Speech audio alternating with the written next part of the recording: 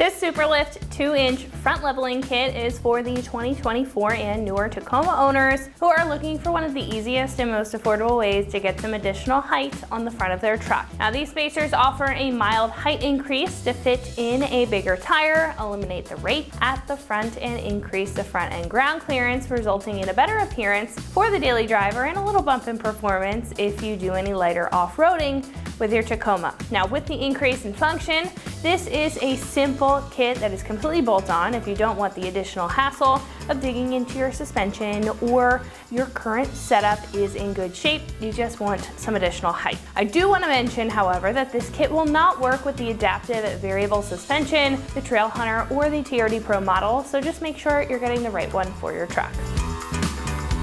Now this set of spacers folds right to the top of your front struts and adds about 2 inches of additional height without needing to swap out any components, so it maintains the factory ride. Now that extra height allows for up to a 33-inch tire inside the wheel well, with room to articulate in the front so you're not going to have any rubbing or interference. The bump in ground clearance is also helpful on and off-road, with additional room underneath the front bumper, helping to clear obstacles much easier than before to avoid any damage and increase the maneuverability of the truck. And the most visual benefit though is the appearance that this offers, creating a more defined stance with your Tacoma, adding some aggressiveness and style.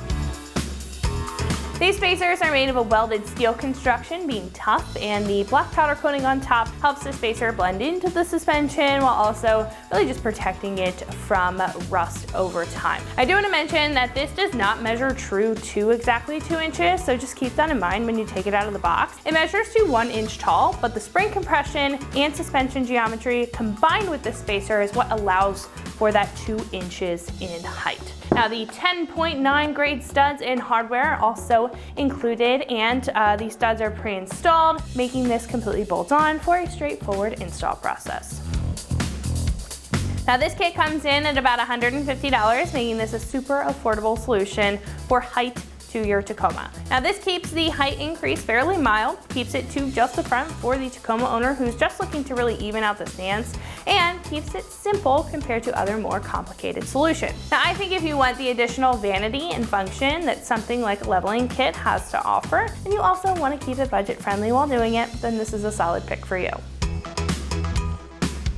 Now while the install is completely bolt-on and straightforward, it's still a 3 out of 3 wrenches on the difficulty meter because you are taking apart your suspension. So I definitely recommend some mechanical experience in order to tackle this job, and with the right tools and setup, it should take about 3 hours or so to get this in place. Also, after you install this, I do highly recommend an alignment just for proper wear and performance once it's complete. However, at this point, I'm gonna hand it over to one of our installers. They're gonna show you a detailed breakdown on how to bolt this kit up. So that wraps it up for me. Let's go ahead and get into the install. All right, for this install, you will need a 1/2-inch impact driver, a 3/8 ratchet, a hammer, a pry bar, a braking bar, and a special ball joint removal tool, a 15, 14, and of various 14mm ratchets, a 10, 12, various 19mm socket, a various 22mm socket, a 24, a 3-inch extension, a clip removal tool, and also a screwdriver.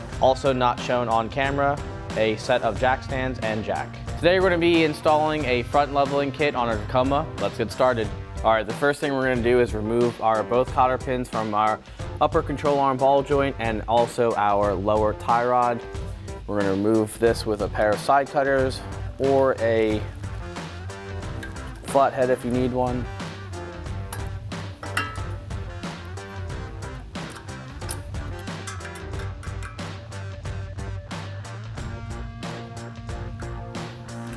Now we're going to remove our speed sensor bolt and also the bracket that holds onto it.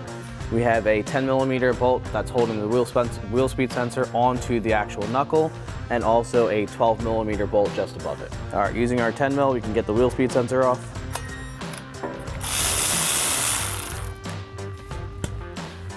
And that should just come out pretty easy. There is an O-ring inside there. You might need a flathead to pull that out, but if you could just wiggle it and pull it right out. All right, now we can move on to our upper bolt. It's a 12mm.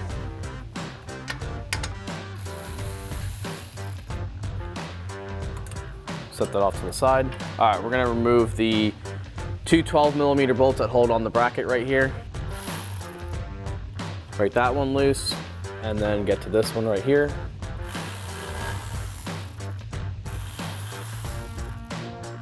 Set these off to the side. And we have one more bolt on the top right here, that's a 12 millimeter.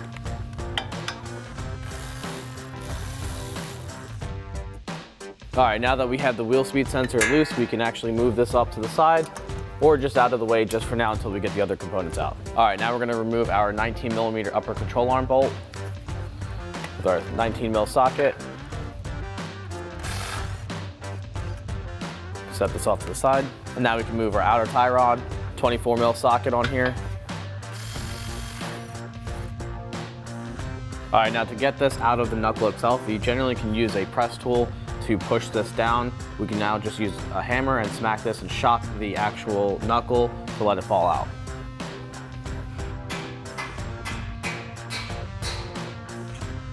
All right, while taking the outer tie rod out, the top one actually came out as well, but we were gonna use this to pull this out. This is a special puller. You can also pick one of these up from your local auto parts store.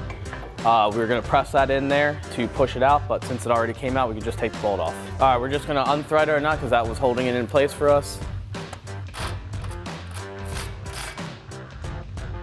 And we can just let that sit off the side. All right, now that we have the lower control arm supported a bit with our floor jack, we're gonna undo our 22 millimeter nut on this side for our strut and also the 22 millimeter bolt for that side. But first we're gonna unloosen the nut side.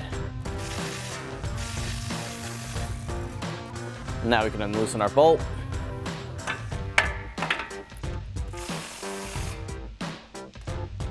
Once that's loose, you could just push the whole thing out. You could tap it out with a hammer, or you could use a screwdriver to pull it out.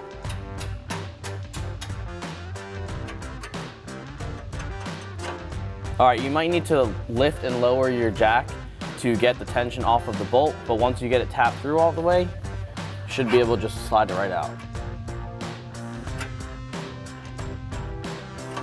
All right, now that we have the lower bolt out for our strut, we're going to move up to the upper section. There's two back in the corner that are hard to reach. So we're gonna go in there and break them loose with our 14 millimeter wrench and then go back in with our ratcheting wrench to undo them all.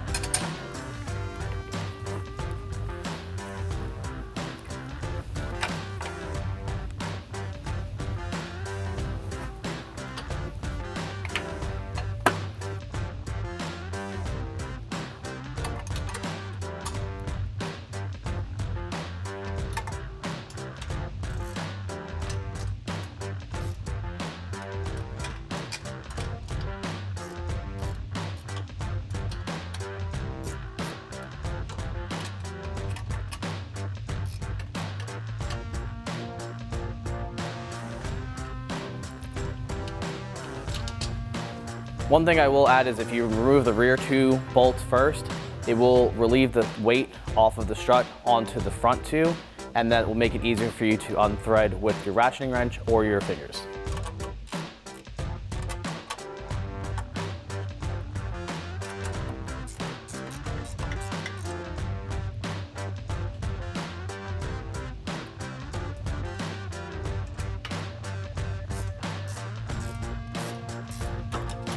All right, now we're gonna lower our jack to get our strut out.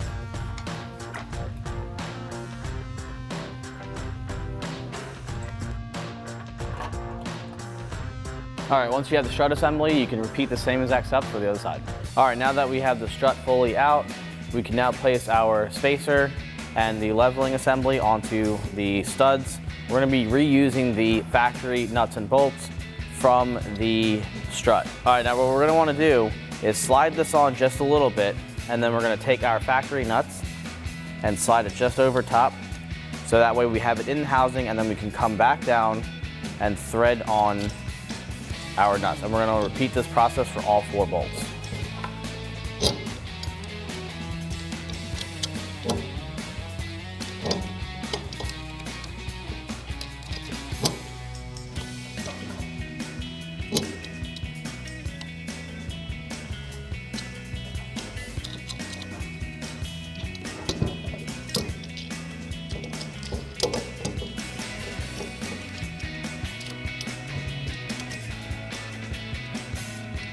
All right, once you have all 4 tightened down just enough, you can come back in with your 14mm wrench and tighten these down.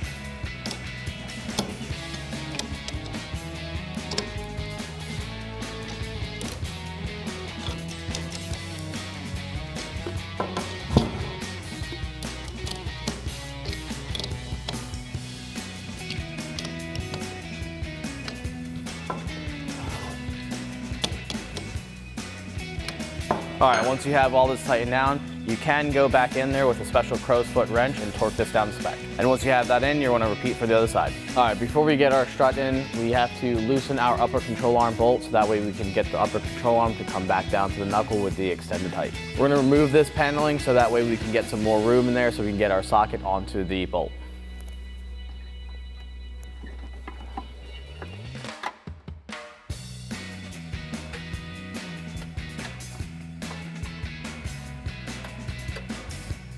Now that we have that paneling out, we can fit our breaker bar with a 3-inch extension and our 22mm socket on there.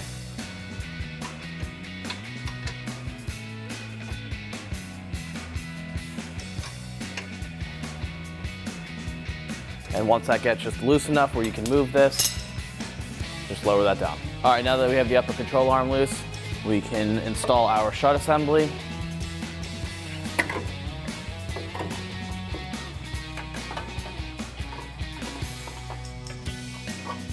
Once you have that fitted up there, you can attach one nut just to hold it on and just let that rest right there.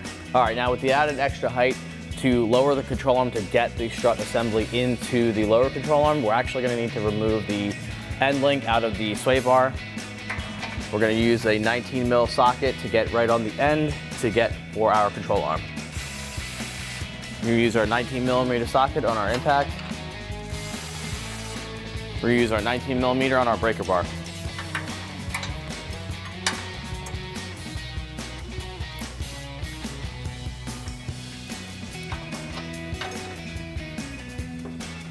And now we can take it the rest of the way out with our impact. All right, you might need a pry bar to get the bolt the rest of the way out. You'll want to get it in there and wiggle it around to get the end link to free up from the space. All right, now that we have the end link out, we can now position our strut, hold that in place. We can jack up on the floor jack, and then we'll just have to align the bolt to go through. All right, I sprayed some penetrating oil to get on the sides of the bushing for the strut and also the end link.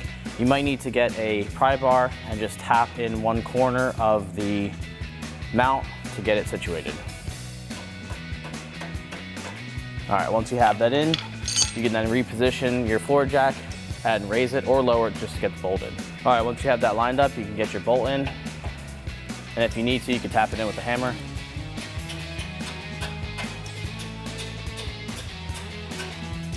All right, once we have our end link mounting back into the mounting spot, you might need a screwdriver to get it lined up just in there.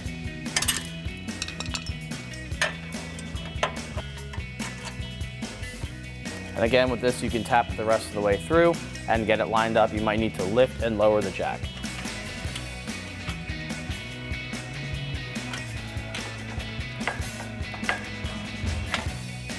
And now we can tighten this down once we got it aligned with our 19mm.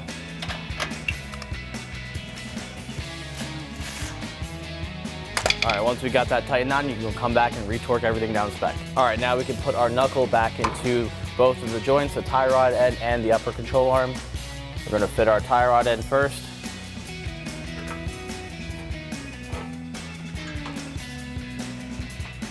Now we can fit our upper. While holding that in place, you can put a nut on here just to hold that temporarily in place while we get everything into position.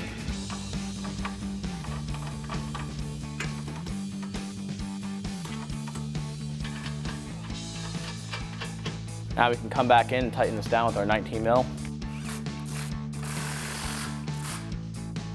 You want to make sure and line up your castle nut so where you can put your cotter pin back in. Now we can tighten the tie rod down with our 24mm socket. All right, now that you have these tightened down, you can come back and torque both of them down to spec. Also, you want to make note that you want to keep your capsule nut lined up where you can put your cotter pin back in. All right, now we can come back in and tighten up our upper control arm bolt with our 22mm socket. All right, once that's tightened now, you can come back and tighten everything down to spec. All right, we already have one of the new hardware pieces on here to hold up our strut. This is going to be our new hardware going on. This is a 15mm nut.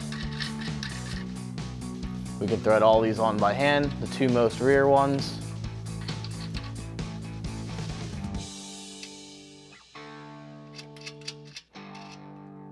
And now for this one, you're going to be wanting to tighten up the front two first and then move on to the rear.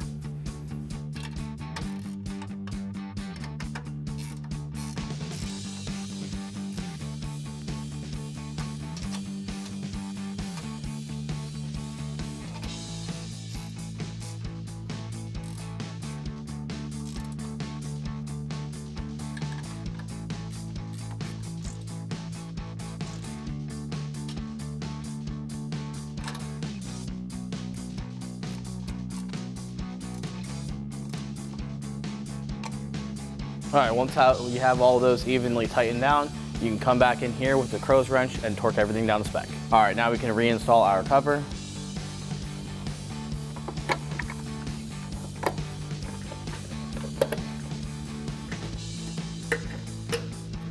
Push these clips in, and if any of them break, you might just want to get them replaced. All right, now we can install our wheel speed sensor harness and brackets.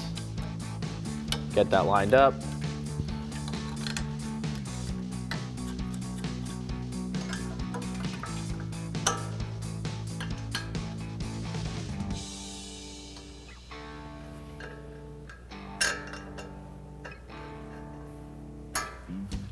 And once we have that in, we can tighten up with our 12mm socket.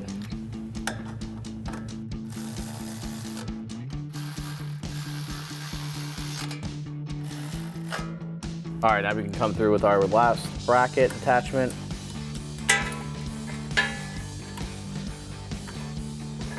Might be difficult to see, but it's just behind the tie rod.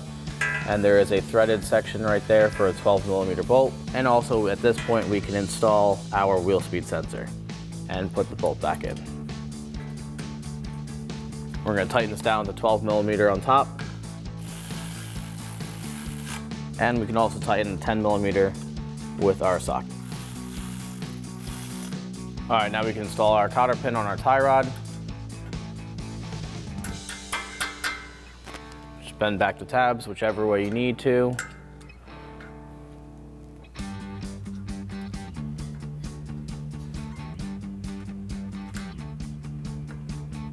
All right, once you got your cotter pin pulled through, you might need to finish it off with a pair of needle nose or pliers to bend it back over on top. Now you can take your upper cotter pin,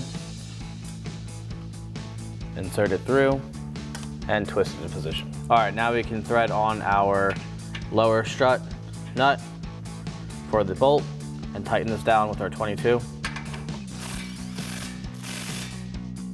And you're gonna come back and torque everything down to spec. All right, once we have everything tightened up, we're gonna go back and make sure everything's torqued down and double check all of our bolts, and then we're gonna repeat the same steps for the other side.